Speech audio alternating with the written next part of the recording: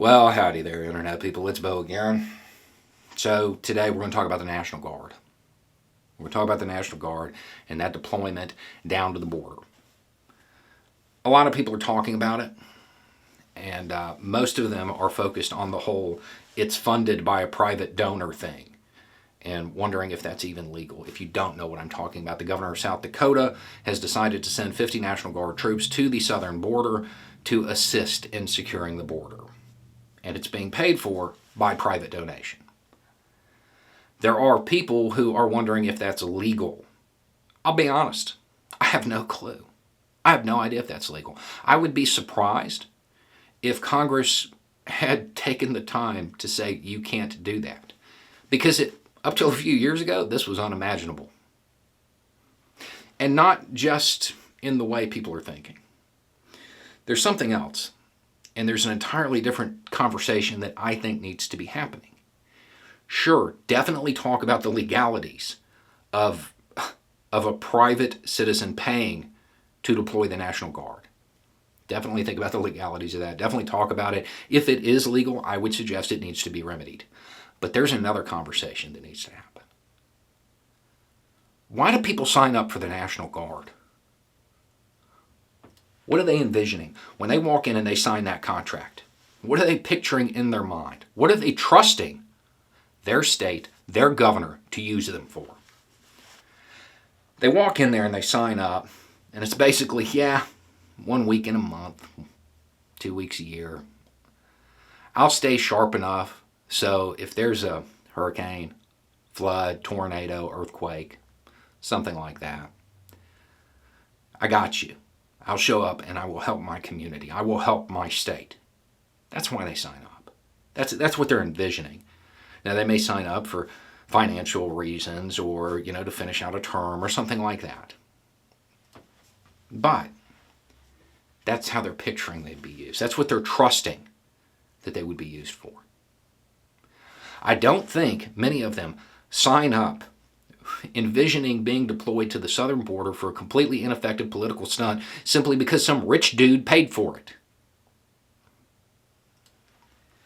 I know what you're saying, Bo. How do you know it's going to be ineffective? Because I can add.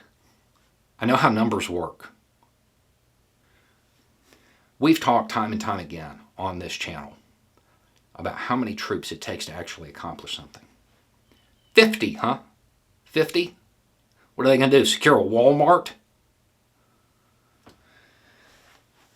50 troops. Okay. We're not even going to talk about ICE. Not going to talk about state law enforcement. Not going to talk about local cops. All of whom have some responsibility. We're just going to talk about Border Patrol. 16,000. There are 16,000 on the southern border. But those 50 National Guard troopers, that's going to turn the tide, right? No. And they don't expect it to. It's a political stunt.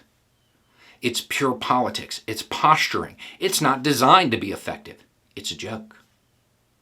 It's something to invigorate their base, to cast Biden in a bad light. It's politics and nothing more. It won't be effective, and it's not designed to be. It's a joke. Here's the thing about that.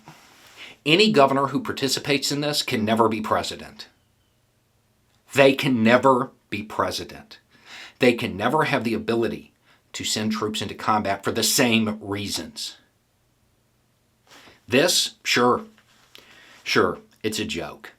It is a political stunt that is only going to resonate with the least informed people. Absolutely. But what if the stakes are higher? Any governor who is sending troops down for this can never be president.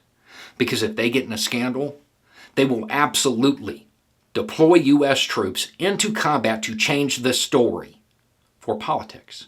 Because that's what this is.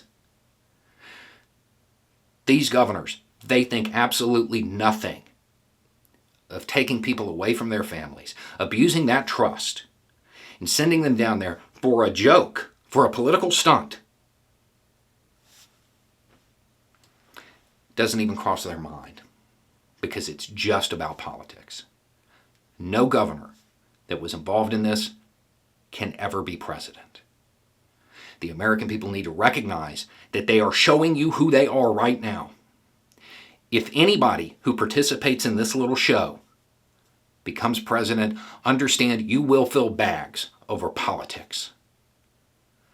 Not any stated foreign policy goal, not even a bad foreign policy goal, just to secure their own careers, just to secure their own political futures. If they start falling in the polls, send in the troops. That needs to be talked about. This is not going to be effective, and it's not designed to be effective. 50 troops. It's a joke. It's a joke. It's not even a company. Doesn't raise the available manpower down there by a single %.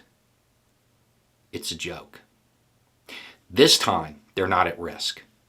You put one of these governors in the Oval Office, some of them will come back in bags next time it happens. Anyway, it's just a thought. Y'all have a good day.